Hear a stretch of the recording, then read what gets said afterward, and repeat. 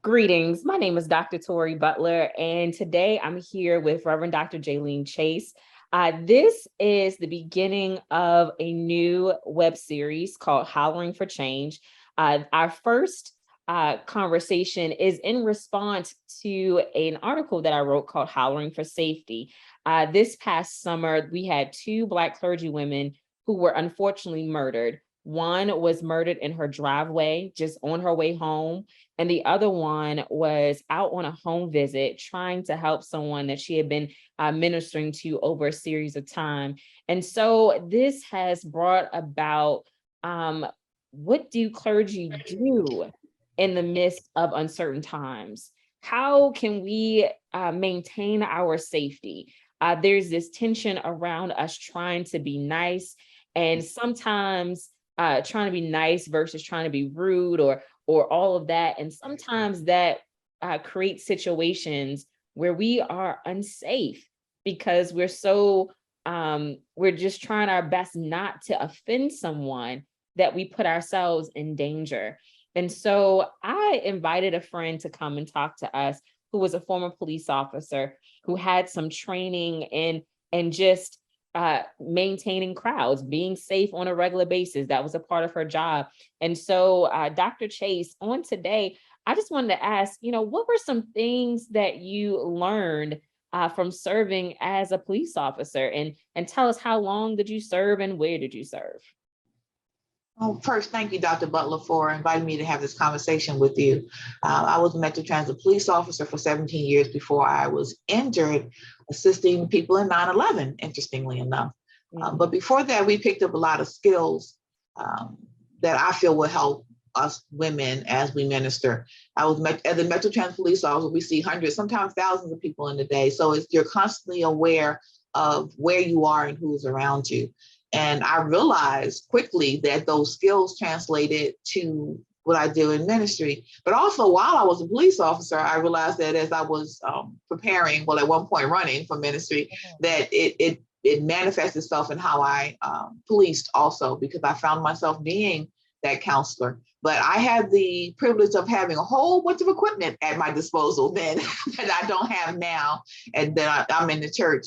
So it's important that we think safety when we are with other people. We're, as you were saying earlier, we want to be nice. We want to come across as someone who is helpful, someone who's going to make that difference. We're that bridge between God and that person. So we don't want to be a hindrance to them. But at the same time, we have to realize that we can be vulnerable. We can put ourselves in unsafe conditions. So that's what I'm pleased to talk with you about today. Yeah. So what are just some practical ways that clergy women specifically, can maintain their safety? Again, we are living in some uncertain times. We're living in times where this is now an issue. It's always been an issue, but we're now being presented with it in our faces. So we may not be in such terrible circumstances as Dr. Easton Williams or Reverend Harrell, but in our everyday lives, doing what we love to do, doing what we're called to do, there comes these situations of discomfort. And so when we're in these situations of discomfort, how can we respond? Because again, particularly as women, we're told to kind of modify our voices, to be softer, to be kinder. And yet we get put in these uncomfortable circumstances that require a different response. And so how would you suggest that, women, Black clergy women in general, how would you suggest we respond in these situations of discomfort, particularly at the church? Well, let me share a quick story with me. My first appointment, I was, blessed enough to have the men hang around when I was there, let someone know I was there. And he did something, the person who was with me that day, something as simple as running across the street to get a Pepsi, and the door didn't latch. So someone noticed that I was at the church. He came in, I was in my office, cornered me in my office. And with being a police officer, I did a quick door sweep to see how high he came on the door. And I'm 5'10", so I have the luxury of my height. and my voice does drop. So I have the luxury of that also. So I stood to my full height because he was saying some unpleasant things and things he would like to do to me, as a woman. So I stood to my full height and said in a voice that very much let him know that, he shouldn't try it. So he ran. But everybody doesn't have police background, and everyone's not 5'10", and everyone's voice doesn't drop when they're serious. So I would suggest that, first of all, have someone else around, and try not to be alone in the church with someone, especially someone you don't know. Raise your voice. Let people hear that you're uncomfortable. We have the pleasure now of just coming out of the pandemic. We're not completely out of it, but we can use social distancing. You're standing really close to me. Let's social distance, and then raise your voice so people can hear that you're uncomfortable. I have teens, and at one point, my 17-year-old, when she was 14, she went out with her friends, and I taught them the same thing. I said, when you're out with your friends and somebody's making you uncomfortable, be loud. Say out loud so people can hear your age and tell them you make it uncomfortable. So she was at a park with her friends, and this man kept following her, trying to engage her. So she said really loud, "Sir, I'm only 14 and you're making me uncomfortable." And the men in the park turned around and the guy took off running. We can't be afraid to use our voice. We can't be afraid to let people see our presence. Raising our voice sometimes sounding demonstrative, demanding respect. Sometimes we come across as the angry Black woman, but I would rather sound like the angry Black woman and be alive than be more concerned about being quiet and calming the person down and not be able to share my side of the story. Besides not being in the building by yourself, letting people know that you're uncomfortable. Like I just said, like I taught my, now 17-year-old when she was 14, disengaging in conversations that aren't going well. Can we talk about this at another time? Because, I don't think we're connecting well, or something that's going to try to disengage the person. And don't be afraid to do that. We are so busy trying to make the other person comfortable that we make ourselves uncomfortable. We have to be aware of the person's body language. That's really important. As I said, I use my body to let the person know that I was serious. But as I said, everybody's not 5'10". So watch their body language, because sometimes what they're saying, their body language is doing something different. The hand might be in a ball. They might be standing in a position where they look like they're about to pounce. Their arms are moving. Be careful of how we touch people, how we hug people. We hug people as a people of color, but also as pastors. We can't hug everybody, and be mindful of how you hug everybody. Even if you put your arm in front of your body to hug the other person. I said to people when I first became a pastor that it took me a while to get used to shaking hands. Why? Because, well, as a police officer, when I'm right-handed and my weapon would be on my right side, so I put my hand out to shake someone's hand, my right hand. But as a police officer, I did that exposes my weapon. So I'm very mindful of how I use my body and how I touch people. Once somebody has their hand, they have some control over you. And if they're bigger than you and stronger than you, they can pull you into themselves. So we have to be mindful of that. At the same time, we have to be mindful of not being offensive. And as I said, we have the pandemic in our favor right now where, I'm not really comfortable shaking hands right now. So, do the fist bump, something that does not give them an angle over you. Be aware of where you're standing so that you're not cornered somewhere. Like I said, I was in my office. If that means to shift or move around some, just keep talking and moving to a place. Raise your voice to a level, especially if other people are around. So even if you don't say sir or ma'am, you're making me uncomfortable, because women do that too, that other people can hear in your voice that you're uncomfortable, especially people who you're in ministry with who may not hear you raise your voice like that. They will know something is going on. We can't be so afraid of offending somebody that we risk our lives. Can we also talk a little bit around how can we engage members in our church to support us in being safe? Because oftentimes, things happen and, the church doesn't say anything, or there aren't people paying attention to you as the pastor. How can we begin to just engage, other people around us to talk about safety? Because one of the blessings that I have currently is that, my church has has a safety team. They have a security team. And so Wonderful. part of that is that, the blessing of that is, we have a deputy police chief that's part of our security team. And so there's a level of safety that I have because I know that these people are positioned around the church. They've had training, all that sort of deal. And they've let me know if I have felt uncomfortable in certain circumstances, that they were safe people that I could come to and say, I'm feeling uncomfortable right now. But I also understand that that's not the case. And they're not necessarily, these aren't necessarily conversations that church members are having with the pastor. So how can we as pastors, particularly clergy women, begin to facilitate some of these conversations? We're concerned about boundaries because we're taught about boundaries, but we have to have relationships with people who know us well enough to know that we're not acting like ourselves, we're not sounding like ourselves.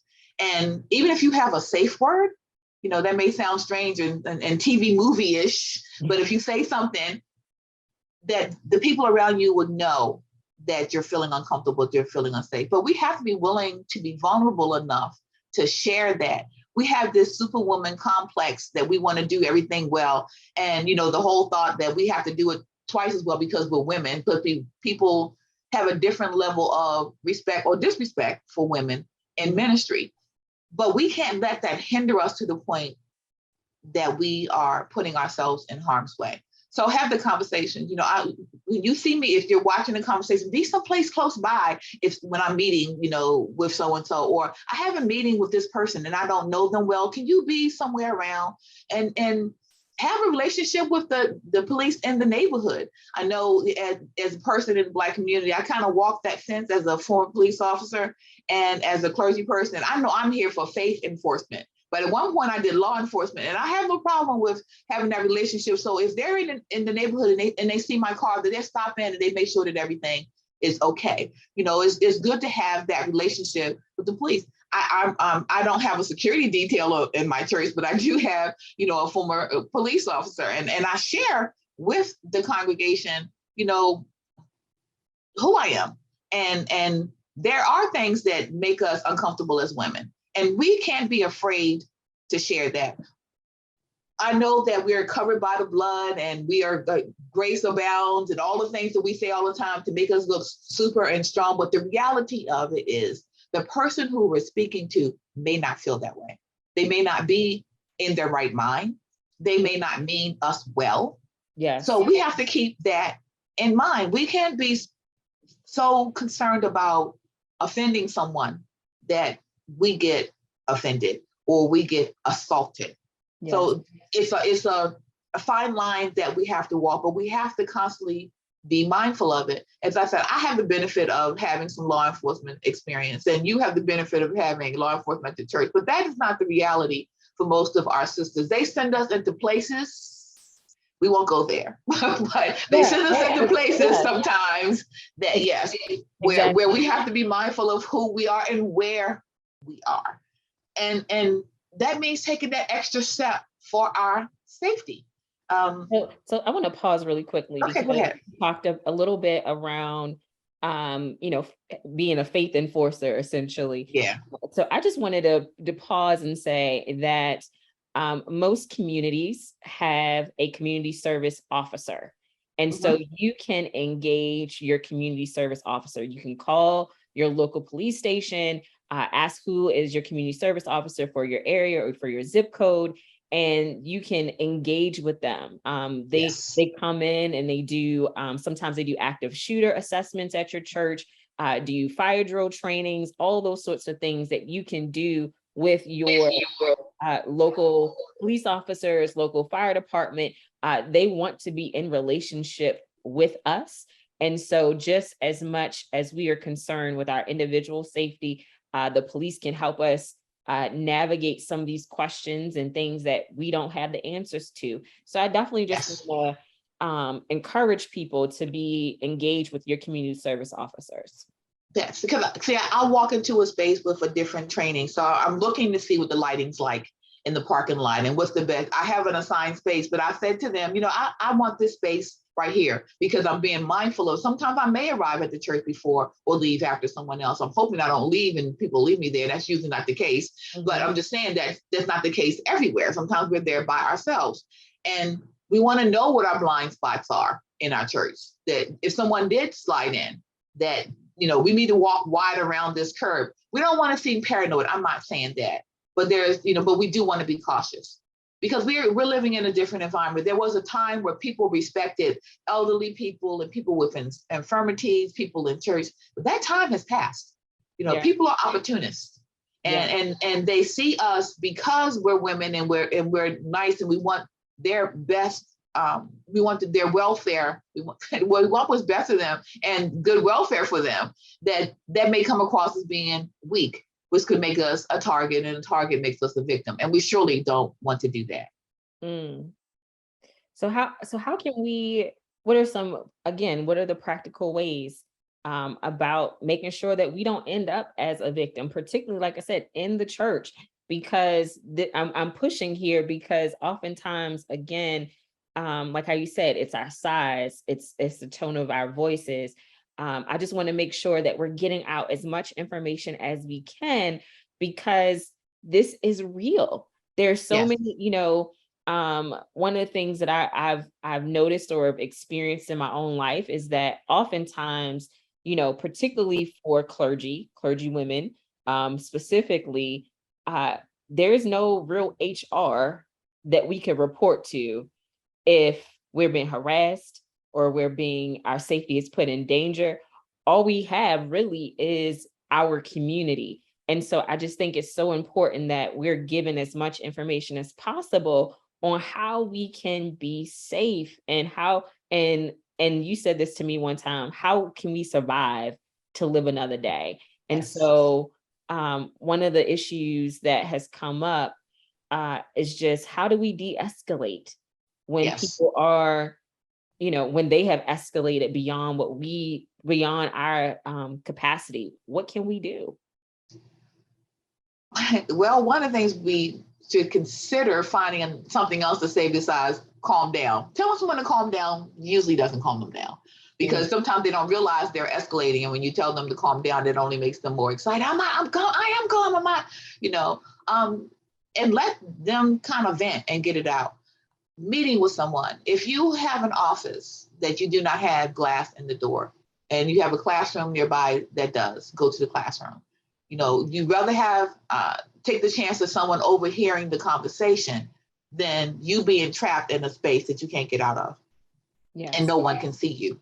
So visibility, our presence, everybody, as I said before, everybody is not, but we swell up.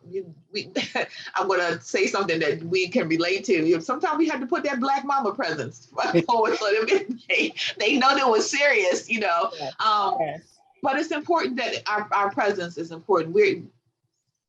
It's more than how we look, because we know people are watching us. They comment on our hair, on our clothes, the shoes that we wear, the how well or not well our robes fit, so they're paying attention to us. So we have to let people know that we are uncomfortable. Even if we step away, if we say it, surely we don't want to touch anybody, put on their hands on it. But if it means taking a chance and being rude and just walking away from the person, excuse me, but I think I need to walk away from this conversation because we may not be making, as much progress as we'd like. Can we meet at another time? Or maybe I can have someone else meet with you, can help you, but find a way to disengage from a conversation that that is escalating.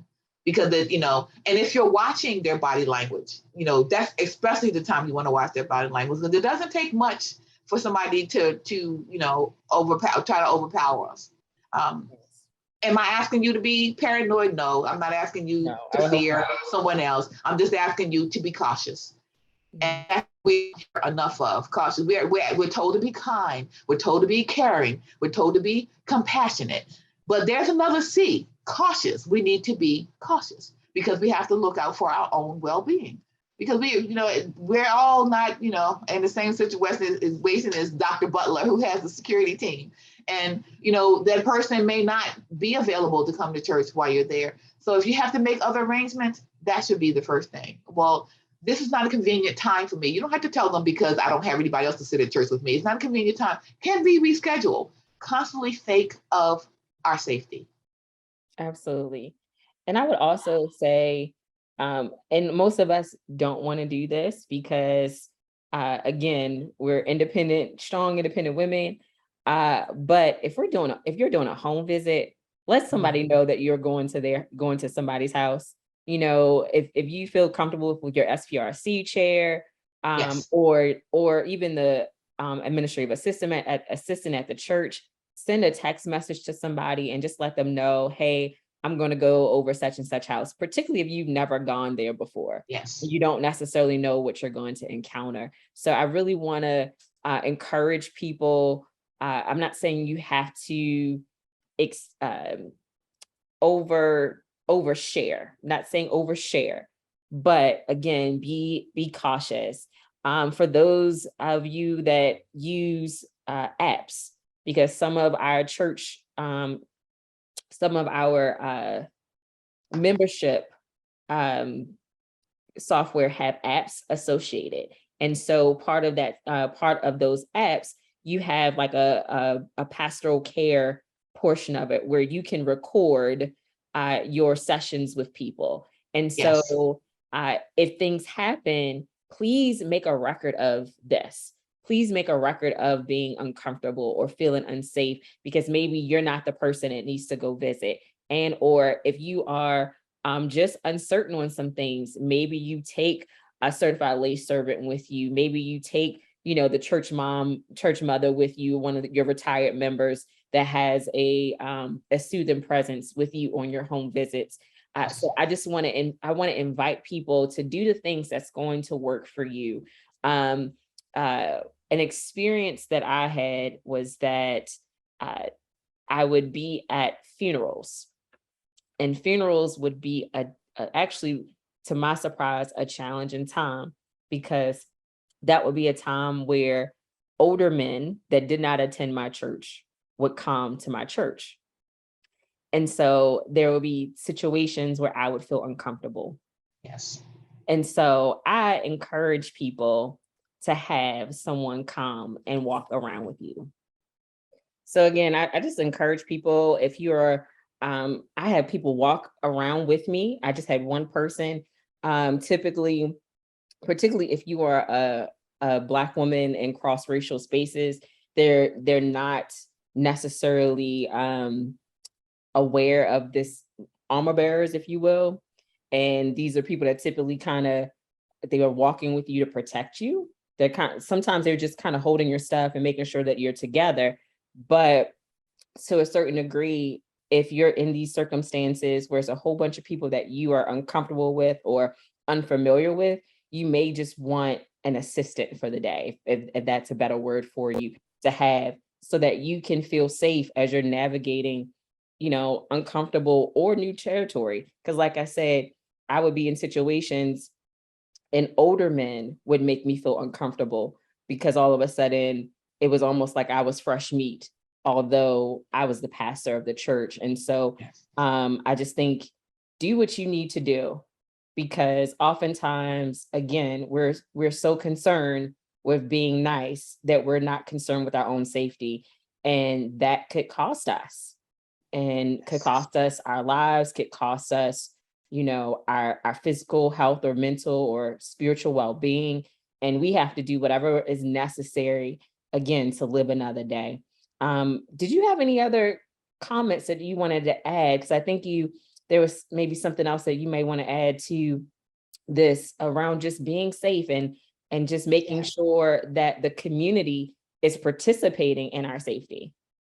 Well, and people are used to seeing us travel with the person. So just make the person aware. When I come to your house, I said, I'm out doing visits and I have someone with me. It's okay to bring them, to your houses, or it is our custom to have someone with us when we visit. Make them aware of it. So if the visit isn't a genuine visit, if the person doesn't mean well, especially if I can't say visiting someone of another gender, because both genders can be violent. If it's not a good situation, they will know upfront that you're bringing somebody with you. So especially if you're going to someone's house, and even when you're going to the hospital, because there are a lot of things that people can use as weapon when they're upset, because they're sometimes upset that are even in the hospital. So we have to think safety, not fear, safety, and be cautious and be careful about how we position ourselves around people. As Dr. Tori was saying, that sometimes there are men that do see us as fresh meat. They don't respect the fact that we are the pastor, and that we're just another woman who looks good to them. So we have to make sure that we are doing good work. We're not here to look good to you. We're doing good work. We're doing God's work, just like the men are. And we are expected to be respected like the men are.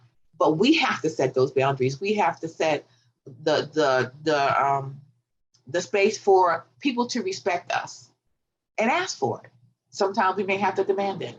I would rather offend someone again than to be assaulted. And we have to think that. So we don't have to be super on God all the time. I'm not saying that, but we're women. We have intuition. If something doesn't feel right, go with it. Because most of the time, if it doesn't feel right, it's not right. Thank you. Thank you. Thank you. Thank you. I'm so grateful for this conversation. I pray that somebody watching this will feel empowered, that you will use your voice, that you will understand that your voice matters, and that you can make some noise. You can holler for your safety because you matter. Like that's just all we can say, is that your presence matter. We cannot proclaim the gospel of Jesus Christ if we're not alive to proclaim it, because we were too afraid to use the voice that God has given us. And so my brothers and my sisters, I pray that you will continue to holler for your safety. This is the Hollering for Change web series. Will continue to holler for change as God continues to order our steps in the future. I'm so grateful and thankful for Reverend Dr. Chase and all of her tips for us. We pray that you'll continue to support the Hollering for Change web series. And again, check out Hollering for Safety, the wonderful article that I wrote / that Dr. Chase contributed to. And so we are excited to see what God has in store for us. So stay tuned. God bless. Bless you.